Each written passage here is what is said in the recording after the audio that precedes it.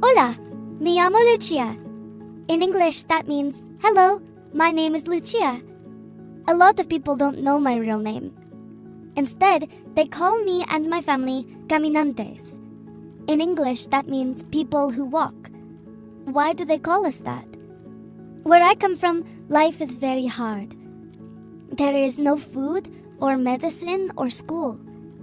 My mom wants a good life for me, so she packed our bags and we started walking. We walk across mountains. We walk in the hot and the cold, the rain and the sun. We sleep on the street when it is nighttime. Sometimes it is fun adventure. Other times I'm scared and tired and just want to go home. But we keep walking and searching for a good place to live. It is not easy, but we are thankful for the nice people who help us. They give us food and water. They give us medicine and rest. And when we find our new home, they will even help me go to school. I hope we find our new home soon. ADRA is doing incredible work to support immigrants and refugees around the world. They provide essential services like food, shelter, education, and healthcare to families who've been displaced by conflict, natural disasters, or other challenges. ADRA not only meets immediate needs, but also helps refugees and immigrants rebuild their lives by offering long-term support and training. ADRA is making a real difference in the lives of people who are starting over in new places, often under difficult circumstances. When you give to the mission offering, a portion of that offering helps fund ADRA's important work around the world. Thank you for your generous support.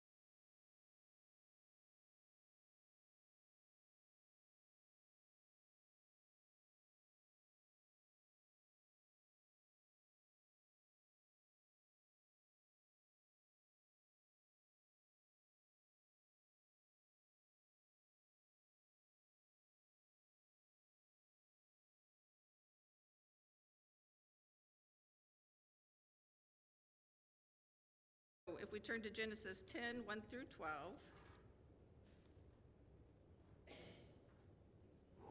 Now, at our church, Sabbath school is very interactive, so I'm going to expect a lot of crowd participation.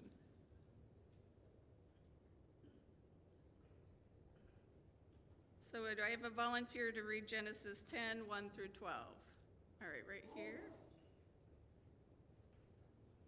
Now, this is the genealogy of the sons of Noah. Do I have to pronounce all these names? No. See why I asked for volunteers, so I don't have to struggle through this. Yeah, that's Okay. it. Sons of Japheth were Gomer, Magog, Madiah, Javan, Tubal, so and so. The souls of Gomer were, and there's a lot more there. The sons of Javan were Elisha, Tarshish, Kittim, and Dominion. From these, the coastland prophets, peoples of the Gentiles were separated into their lands, everyone according to his language, according to their families, into their nations. The son of Ham were Cush, Mizraim, Put, and Canaan. The sons of Cush were Seba, Havith, Sebiah, Raymond. Boy, I'm murdering these. You're Verse doing 8. better than I would. Cush begot Nimrod. He began to be a mighty one on the earth. He was a mighty hunter before the Lord. Therefore it is said, like Nimrod, the mighty hunter before the Lord. And the beginning of the kingdom was Babel, Erech, Akkadi, in the lands of Shemar. Is that it, to 12? Yeah, okay. So I've got a few notes here about Nimrod, because when it says that he was a mighty warrior of God, what did I say? That was a mighty hunter before the Lord. That's not a compliment. Nimrod he rebelled against God. Ellen White connects him directly to the Tower of Babel and to the city of Nineveh, which are two of the most wicked cities of that time. Nimrod was a chief, I can't even read my own handwriting, isn't that awful? A chief instigator.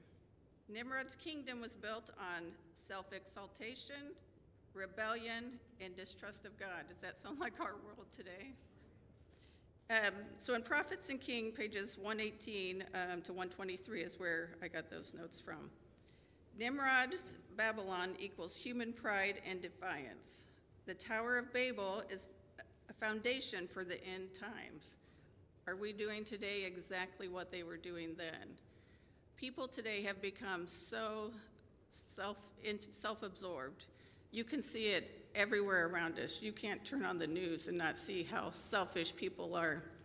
I don't know how many of you watch like Sean Boutra on It Is Written. They always have the author of the Sabbath School go over each Sabbath School lesson. And Sean Boutra, before he actually got into ministry, worked in politics. So he got to see this firsthand, so it was very interesting. Listen to him on this subject. And he said these lessons, that the Nations Part 1 or 2 are his favorite in this whole lesson. So I didn't read ahead, but I can't wait to see what next week says. But he said in his working in politics, no matter how good their intentions were when they started, almost everyone then turns to self-serving. He said he saw it the whole time he worked in politics. He didn't give any names, but he said it's some people that you can still see on the news today. So I found it very interesting that Ellen White tells us Nimrod is connected to the very end of time. And we can see today, so basically what I took from this is stay out of politics. Because no matter how good your intentions are when you get into that, either in leadership roles, and it can happen in the church. When you take a leadership role, it is very important that you humble yourself to God so that you don't end up just serving yourself and not the goods of your church. So Ellen White does tell us that we see Nimrod from the beginning of time clear to, we still see it in our world today, and especially within our own church. The Tower of Babel was the foundation for end times. Babylon represents false worship, pride, self-sufficiency, and defiance against God's truth. Nimrod's example is a warning to us. When humanity forgets its dependence on God and trusts in human strengths, achievements, and systems, it always leads to destruction. We have been given, a sneak ahead. We know how this world ends. We know that it ends in destruction. But thank goodness we have a loving, merciful God that no matter how bad we screw up, he is always there to give us another chance. All right, so does anyone want to tell what they shared about what it says, given what we know about the roles of these cities later on? Can we deduce from these texts from Genesis 10, 1-2? Does anyone want to share with us what they found? I feel like anyone? Bueller? Sorry, that's all right. So Nimrod was a descendant of Ham. Did I write that? Nimrod was a descendant of Ham, yeah. And his pride and self-worth before God. Nimrod, it says, some have read about Nimrod and concluded that he is a noble hero, much like the conquering heroes of pagan mythology. But when the Bible describes him as a mighty one of earth and a mighty hunter before the Lord, this is not a compliment. Nimrod is great in his own estimation and stands before the Lord in the sense that he defies God. What we see in these texts is the spreading of the rebellion against God, and a rebellion that will exist until ultimately all rebellion is ended forever. Okay, participation time. Why is the sin and rebellion against God more subtle than we realize? And how can we protect ourselves against this very human trait? Does anyone have any comments on that? Yes, sir. I think if you look at Nimrod, he was sort of the instigator about this one world order, globalism, and the Tower of Babel. Basically, everybody unite together, and basically we can defend ourselves. We can build a tower to heaven. We can keep from having another flood. We basically can oppose God's will, if you would. So if you compare that with nowadays with the United Nations and globalism, and we all have to be kind of all singing the same song at the same time. I think there's a lot of similarities. So I think that's the thing we can take, that this idea that we all have to agree on everything, and this globalism and one world order, whether it's United Nations or someone in Europe is deciding what everybody has to do, that many times leads people down the wrong path. Yeah, and what did God tell the people to do after the flood? Did he tell them stay together? He said spread out. So Nimrod was specifically acting in defiance when he wanted everyone to stay together. Okay, so we'll move on to Monday's lesson. Abraham's call. So in the 10th chapter of Genesis, we see the birth of various nations. The word usually translated nations is, here we go about saying hard words, goyim, which also can refer to the Gentiles. So Genesis 10 tells us that the human race is divided up into lands, nations, families, and nations. So nations, basically, does anyone know what that stands for in the Bible when it's talking about the nations? It's talking about the people. So Genesis 12, 1-9. Why did God call Abram, later Abraham, out of the country of origin? Do I have a volunteer to read Genesis 12, 1-9? Man back, it's my husband. The man with the bow tie. 12, 1-9. Now the Lord had said to Abram, get out of your country, from your family, and from your father's house, to a land that I will show you. I will make you a great nation. I will bless you and make your name great, and you shall be a blessing. I will bless those who bless you, and I will curse him who curses you. And in you all the families of the earth shall be blessed. So Abram departed as the Lord had spoken to him, and Lot went with him. And Abram was 75 years old when he departed from Haran. Then Abram took Sarah, his wife, and Lot, his brother's son, and all their possessions that they had gathered, and the people whom they had acquired in Haran, and they departed to go to the land of Canaan. So they came to the land of Canaan. Abram passed through the land to the place of Shechem, as far as the terebinth tree of Moreh, and the Canaanites were then in the land. Then the Lord appeared to Abram and said, "To your descendants I will give this land." And there he built an altar to the Lord who had appeared to him. And he moved from there to the mountain east of Bethel, and he pitched his tent with Bethel on the west of Ai on the east. There he built an altar to the Lord and called on the name of the Lord. So Abram journeyed, going on still toward the south. Okay, so why specifically was God calling him to leave his family and the place? What was happening there at that time that God wanted him to leave and go start somewhere else? It was. They had incorporated idol worship into, and God wanted to take Abraham away to start another. He wanted to restart over basically with Abram. And so Prophets and Kings on page 15 tells us, it was for the purpose of bringing the best gifts of heaven to all the people of the earth that God has called Abram out of the idolatrous cities where he was growing up. Now, how hard is it to leave your family when that's all you've done for 75 years? Yeah, I mean, your whole life is there. You've built everything there, and you're told to go to, I don't know what happened. I'll just talk louder.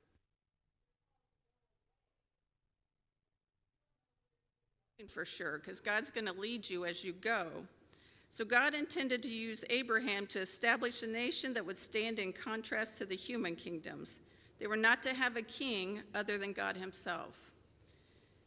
The people were to show what would happen if the blessings to all the families of the earth and God had poured out upon the Israelites light and privileges had not been seen to the world since then, since before the flood.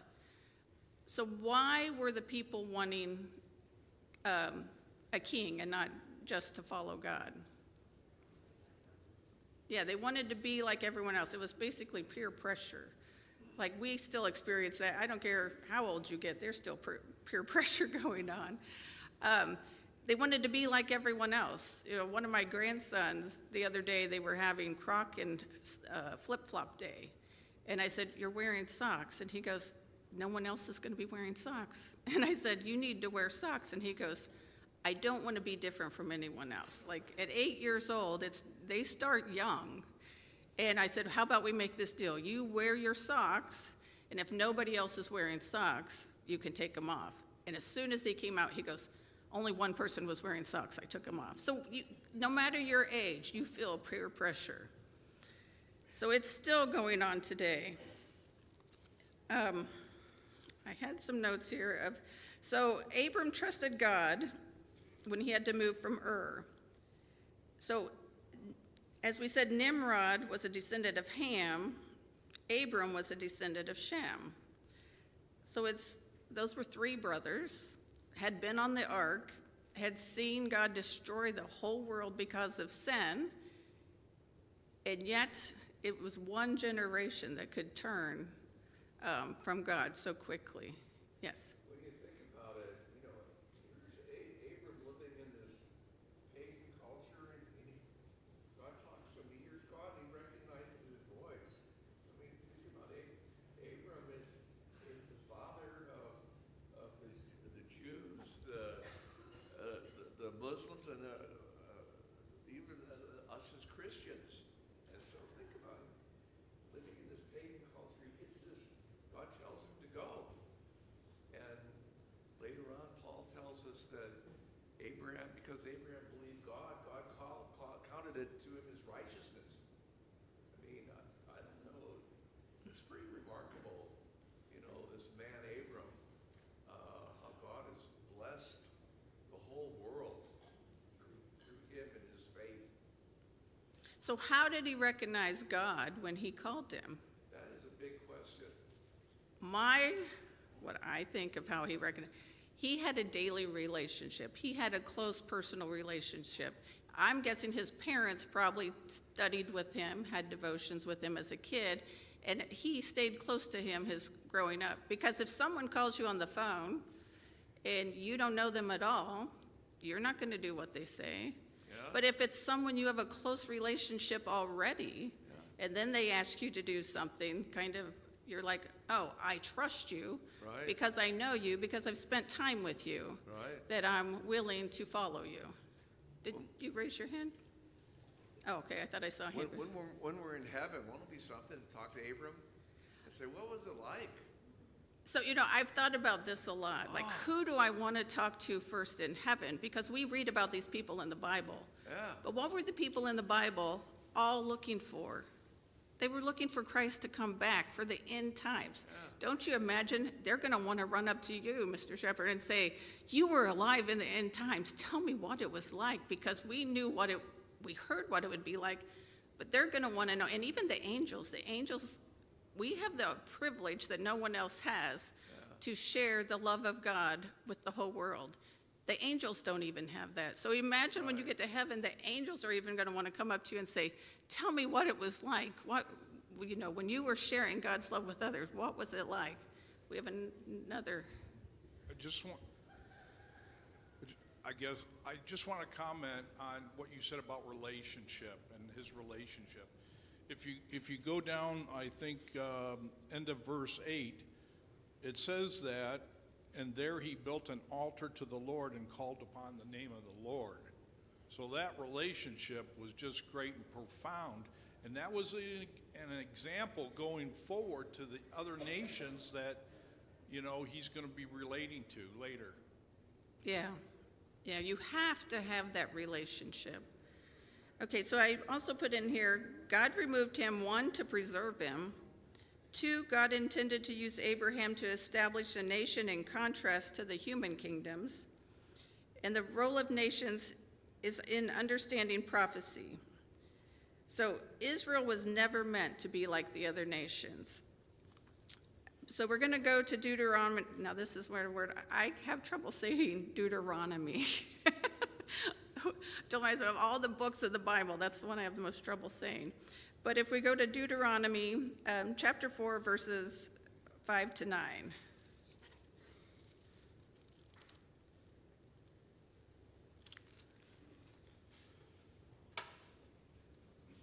Do I have a volunteer to read these right here?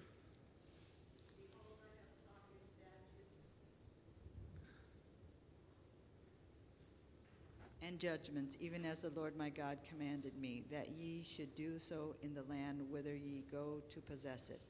Keep therefore and do them, for this is your wisdom and your understanding in the sight of the nations, which shall hear all these statutes and say, surely this great nation is a wise and understanding people.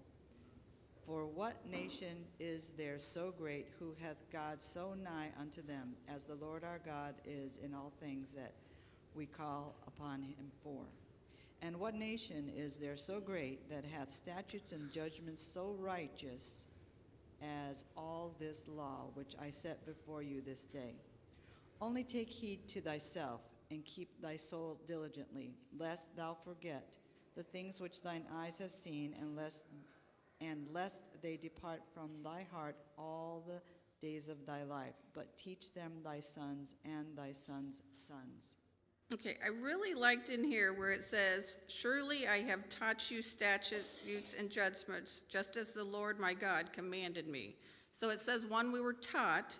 2, therefore be careful to observe them, for this is your wisdom, your understanding in the sight of the people, who hear all these statutes and say, surely this great nation is wise and understanding. And then verse 9, I wish I had written a date that I had highlighted this one, because when I came here, I was like, this one, only take heed to yourself and diligently keep yourself. So how do we diligently keep ourselves close to Christ?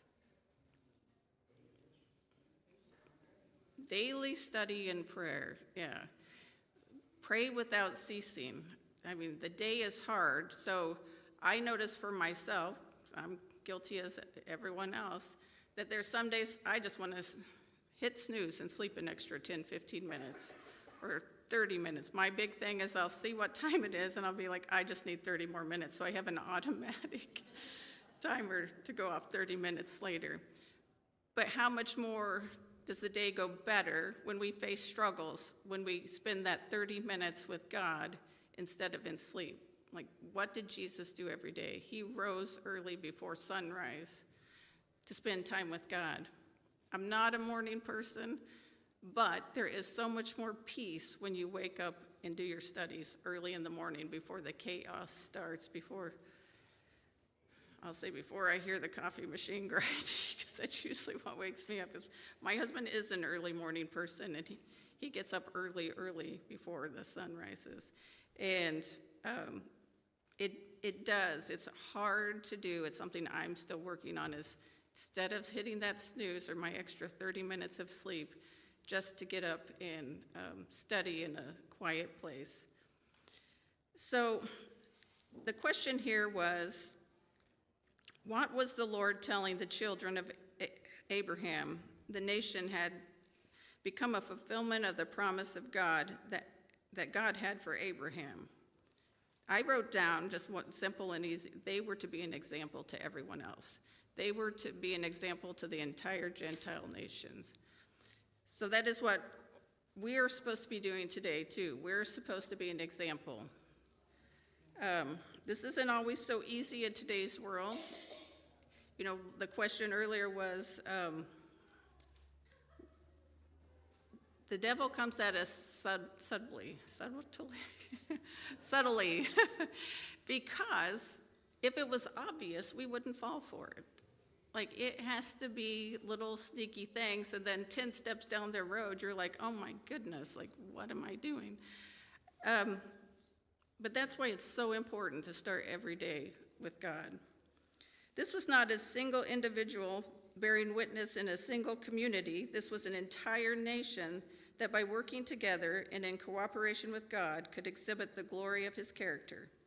Notice, too, in the words spoken to them, it wasn't just statutes and judgments that God had given them that made them so special, but their adherence to them that would cause other nations to say, surely this great nation is wise and understanding.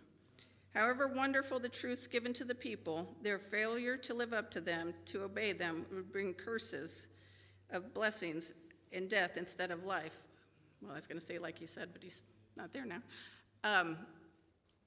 We could look back on Abraham's life and say, look how blessed he was. But it's also, like for me individually, and I'm sure for many of you, when people will be like, well, look how lucky you are in this. You've seen the road that you've traveled, and you're like, this isn't luck, this is a blessing for God. The more faithful we are to him, the more faithful he is to us. And I think even when it says God meets us where we are, like we don't have to become perfect to receive his blessings. We just have to submit ourselves to him. So if we move on to Tuesday's lesson, given what you ask for. So God didn't want them to have kings, but what did they want? They wanted to be like everybody else. So, as originally established, Israel was not to have a human monarch the way that other nations did. In time, however, the people's faith faltered, and they found themselves pining for the things that the other nations and the other Gentiles had. So if we read 1 Samuel 8, 4-18, why do you suppose the elders found the idea of a king so appealing? And in what way do we fall prey to similar temptations today? So do I have a volunteer to read 1 Samuel 8, 4-18?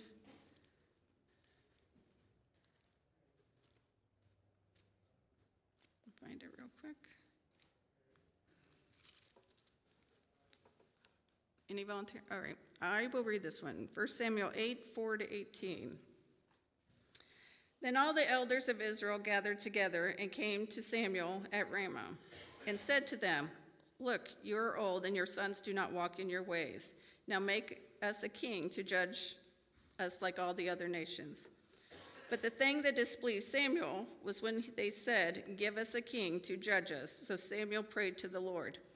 Now Samuel, who was Samuel's mother? It's one of my favorite stories.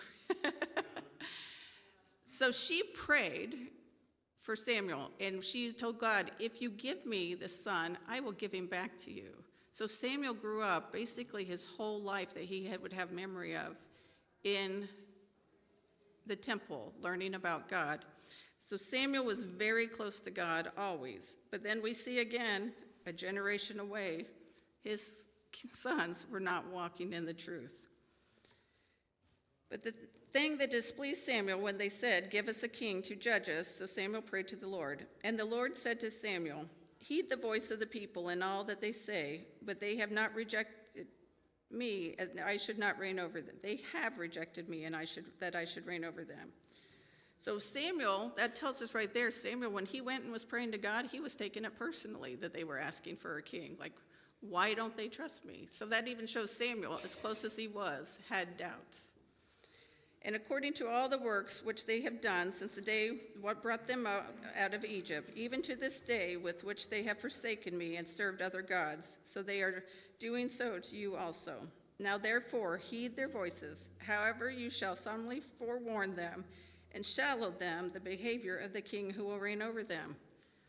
So God's like, give them what they want.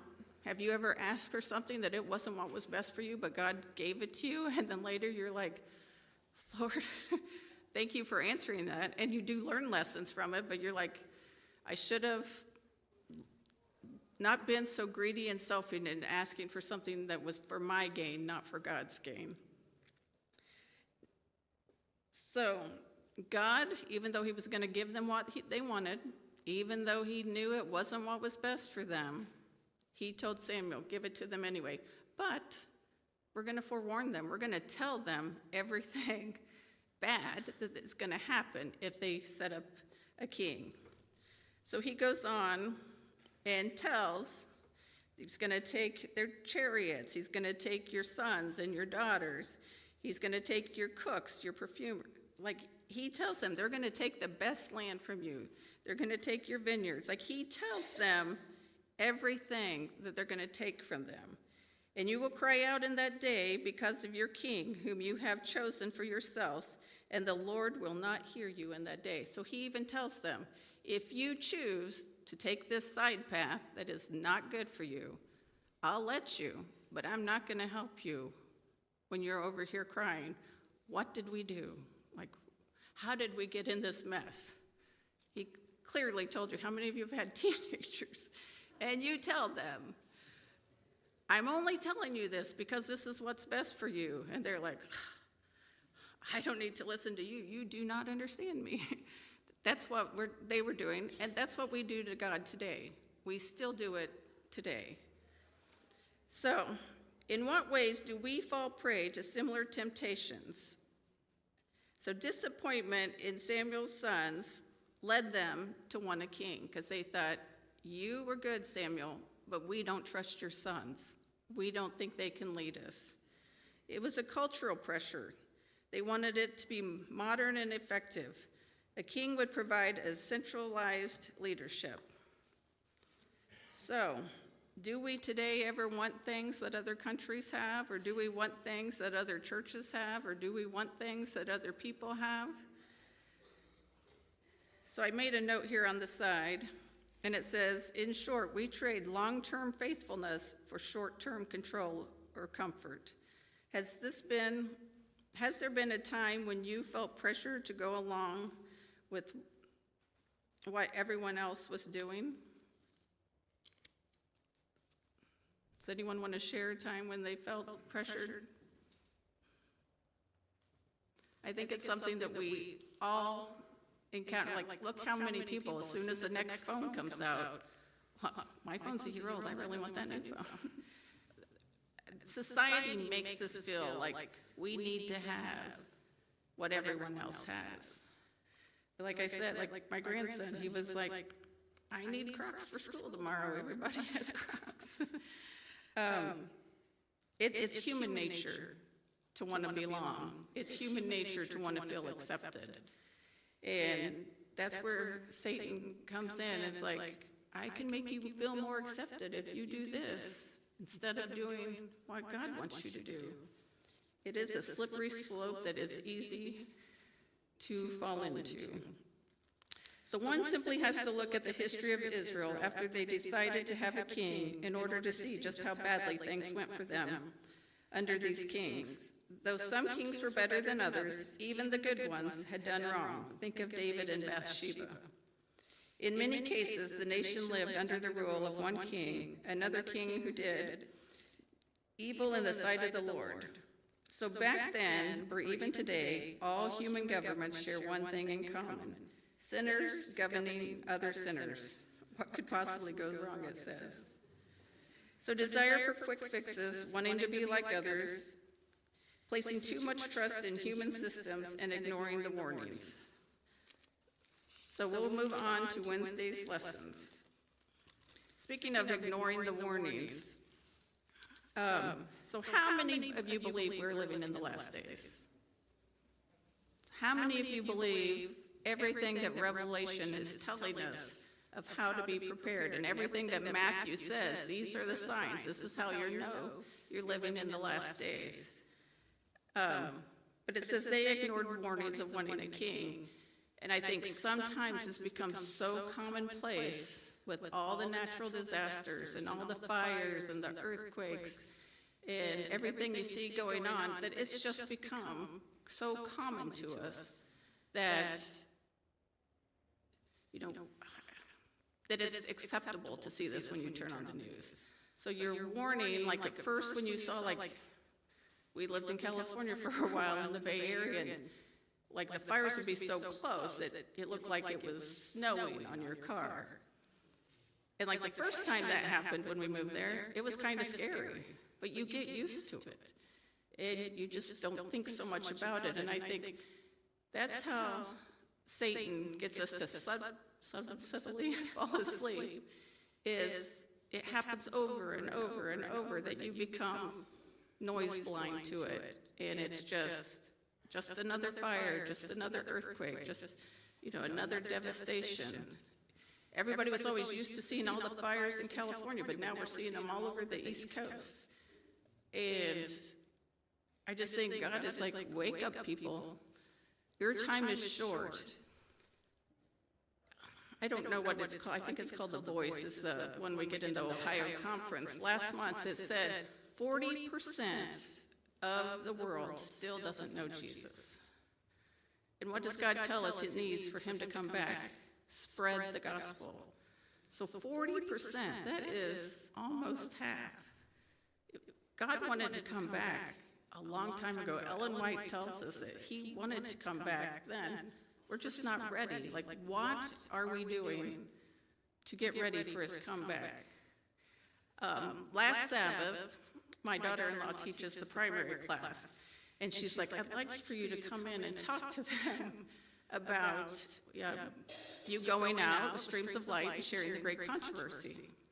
And so I went in, and then during the week I said, hey, about how many kids do you have in your class? She's like, 15. So without telling her, you know, I told them, I showed them how to do it, and then I gave them each book. And I said, before this Sabbath, you have to give that book to someone, and next Sabbath you have to tell your teacher who you gave it to and what you get. And then I said, they had 2 teachers. I said, we wouldn't ask kids to do something that we wouldn't ask the teachers to do. Your teachers have to do it too. And then the teachers were, you know, she's like, so the very next day was Easter, and we went to an Easter brunch at the Kettering Church, and one of the moms came up and she goes, oh, my son took that very seriously. He came home and he told us, I have to go give this book away. I really need to do it today, so it'll be done before next week. And so his dad took him out, and he was so excited to tell me the next day that he had already given his book out, and he had shared it with a Muslim man who was their neighbor, who they had never spoken to before. And then I had pictures sent to me. Amazon driver, and they had it ready to give to the Amazon driver. And really, when I gave them the books, I wasn't sure if any of them would do it. But to immediately get feedback that they were doing it and they were excited to do it, I thought, shouldn't each and every one of us be that excited in sharing God? The older we get, the more we put up doors and like, I don't want to do this. And I'm as guilty as everyone. But to see these little kids excited giving the books out, and I told my daughter-in-law, I said, you've got to tell me when I get back all their stories. And we have at our church called Each One Reach One. Do you have that here at this church? So every Sabbath, someone gets up to tell how they're sharing the Word of God with other people. And she's talking to the pastor that's in charge of that about getting the kids up in front of the church to tell the adults. And I thought, that's great, but we should have each kid give out books to everyone that they're telling it to. So anyway, God is asking us, I want to go back to heaven. I am tired of this earth. I am so thankful for my family and my church family and my friends, but just think how much nicer it would be in heaven. We wouldn't be tired. We wouldn't have sickness and pain. And, you know, that's what this lesson is pointing us to, is we're to be a light to the Gentiles.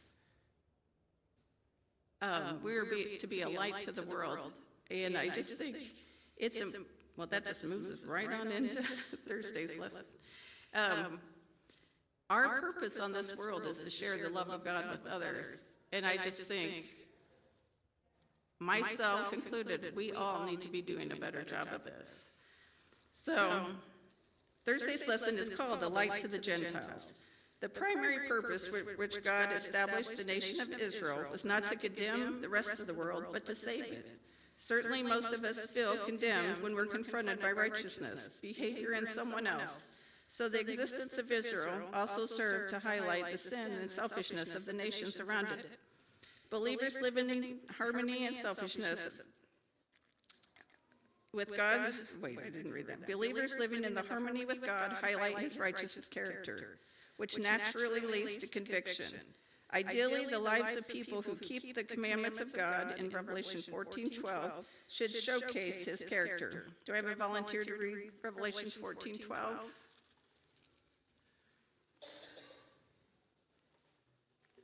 All right, I'll go ahead and read it.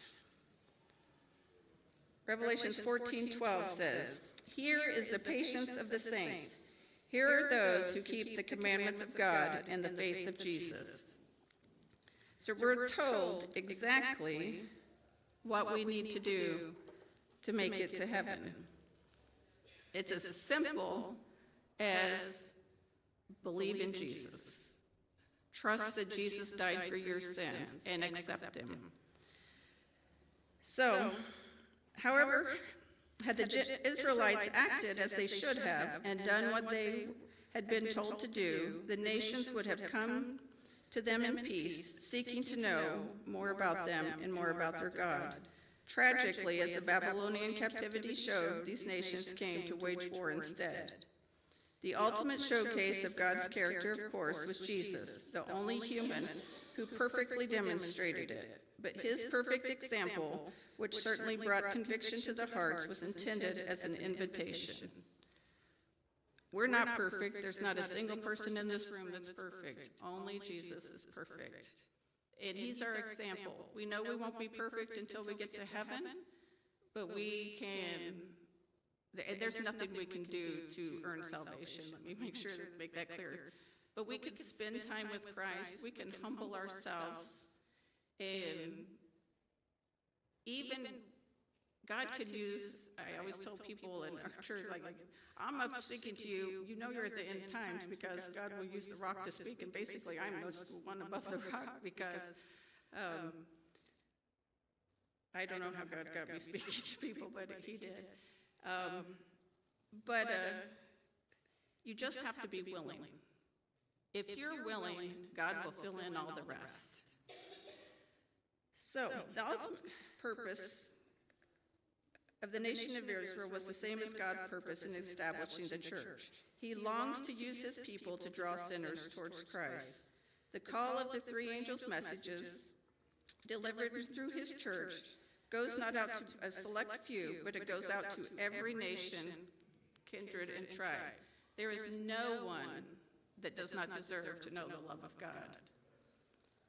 Everyone, even your worst enemy or someone you think, that person just drives me nuts, that is a child of God. You know, it's easy to think, God spoke this world into existence. When Adam and Eve sinned, how easy would it have been to be like, bye? But those were his children. As a parent, you would do anything to save your children. And God is the same way. He gave his only son. Like, this is something that I still have trouble wrapping my head around. Like, I have one son. Would I give my son to save someone who I knew would reject me? You should be happy that God is in control and not me, because he has a love that none of us will understand. It was going to take eternity to understand that love. Okay, what do the following passages teach us about God's intended role for his nation, people of the world, and how can we apply these principles to ourselves today? First one is Numbers 14, 17 through 21. Do I have a volunteer to read that? All right, right behind you there. Oh, right here. We'll do this one first.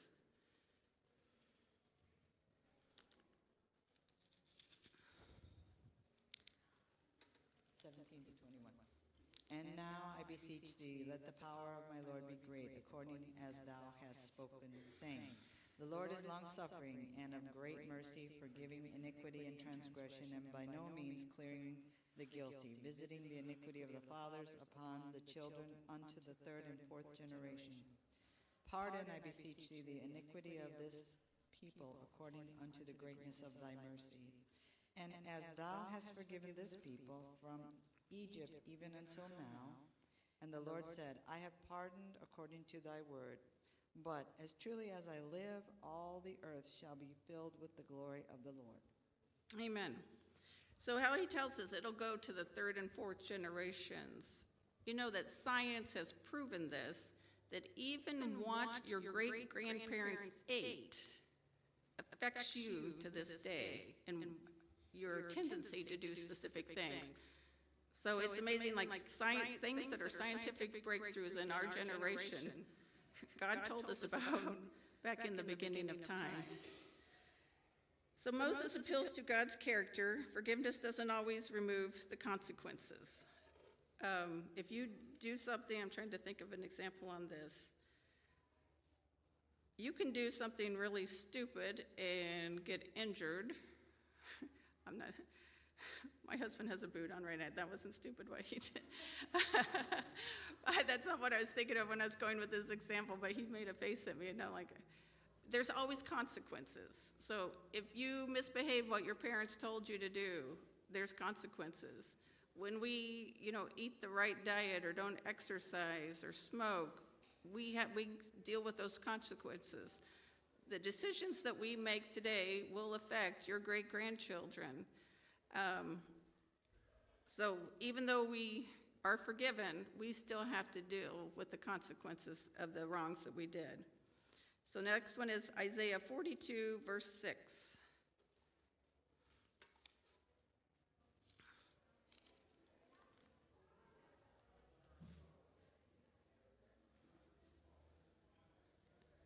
Here we go over here.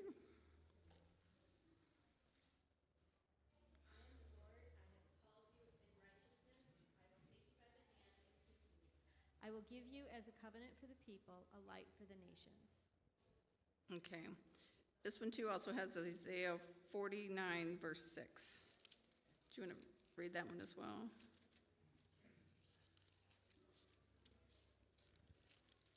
He says, it is too light a thing that you should be my servant to raise up the tribes of Jacob and to bring back the preserved of Israel. I will make you as a light for the nations, that my salvation may reach to the end of the earth. Okay. And Isaiah 60, verse 3. If you didn't know, you were going to get all three. Oh, no, but that's okay. They're close together. And nations shall come to your light, and kings to the brightness of your rising. Okay. So for this I wrote down, you are chosen by God to reflect his truth, and characters to get to others to look for ways to share your faith outside of your comfort zone. So it's real easy to talk about our faith with everyone who's here today. It's real easy to talk about your faith with people who agree with you, but we're asked to go outside of that. You're asked to share it with your neighbor who, luckily I have good neighbors, but some people's neighbors drive them nuts. I have a friend and everything their neighbor does just, But you need to share the love of God with them. There is no one on this earth that God doesn't want us to share that love with. Okay, the last one here is Revelation 18, 1 to 4. Is there a volunteer? Right up here.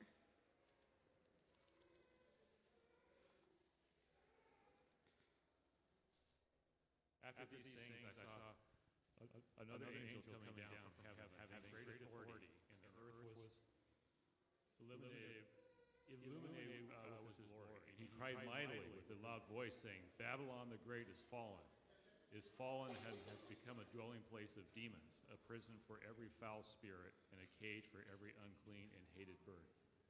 For all the nations have drunk of the wine of the wrath of her fornication.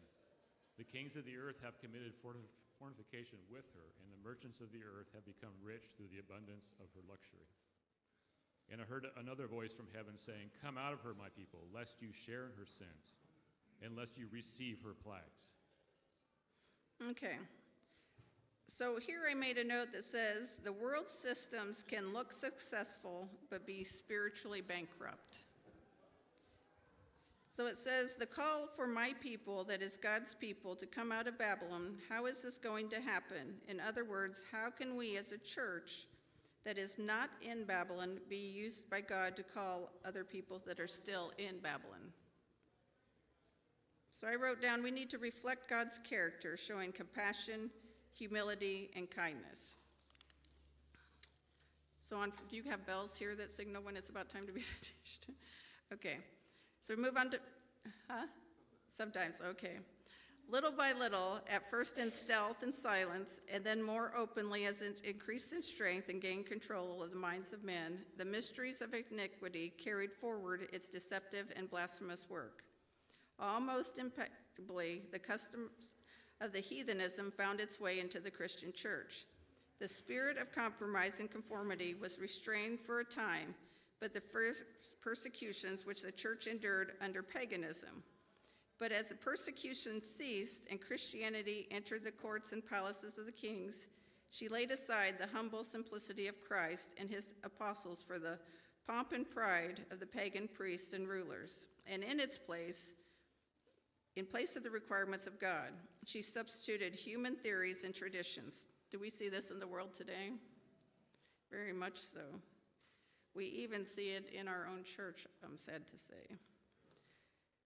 So the nominal conversion of Constantine, so he did claim to convert to Christianity, in the early part of the 4th century caused great rejoicing, and the world cloaked with a form of righteousness walked into the church. So when Constantine came in, people were being persecuted. So he stopped the persecution, so how do you think they felt? They were super excited that the persecution was ending. But what did he bring in with him? He wanted to combine the pagans with the Christians. So how did he think was the easiest way to do this? Let me get people to accept some of the pagan customs with the Christian customs, and that way everyone will be happy. But does that ever work? Constantine in the early part of the 4th century caused great rejoicing. Okay, now the work of corruption rapidly progressed. So when we compromise, what does it say here? It rapidly progressed. Paganism, while appearing to be vanquished, became the conqueror. Her spirit controlled the church. Her doctrines, ceremonies, and superstitions were incorporated into the faith and worship of the professed followers of Christ. That's from the Great Controversy, page 49 and 50. In line with the question at the end of Wednesday's study, are we not all in danger, especially the longer we are here, of setting aside in humble simplicity of Christ and his apostles for the pomp, power, and accolades of temptations of the world? If we think we're not, we're fooling ourselves. So God really has given all of us a personal wake-up call. I didn't use much of my notes, but so I put down here under a personal wake-up call. These verses just aren't about institutions and nations of the world. They're about us. Moments for us to examine our own hearts. Am I living as a light, or am I compromising with Babylon in my own life? So I think we're done a little bit early, but it's Alumni Weekend, so it will give you time to say hi to your friends. So we'll take offering up at this time, and as you saw in the mission spotlight, the offering this week is for missions with ADRA. The deacons can come forward, please.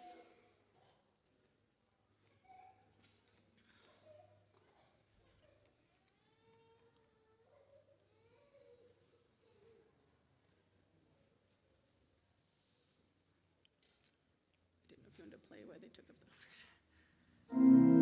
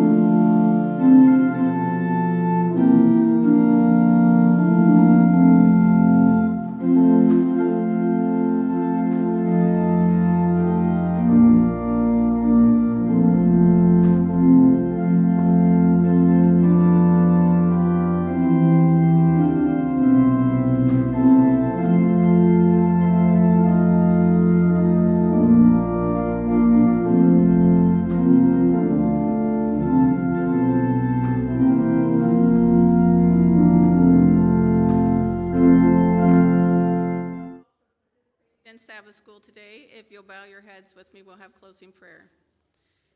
Dear Heavenly Father, we just thank you so much for the lessons that we have to learn from, that you are a loving and merciful God, that you're willing to forgive us, but you've also given us your word that shows us how we can draw closer to others and share your word with our friends, family, and strangers we come in contact with. Lord, I just pray for a blessed Sabbath and thank you for getting to see our friends from Academy Days and our teachers, and just bless this time that we get to spend together. In Jesus'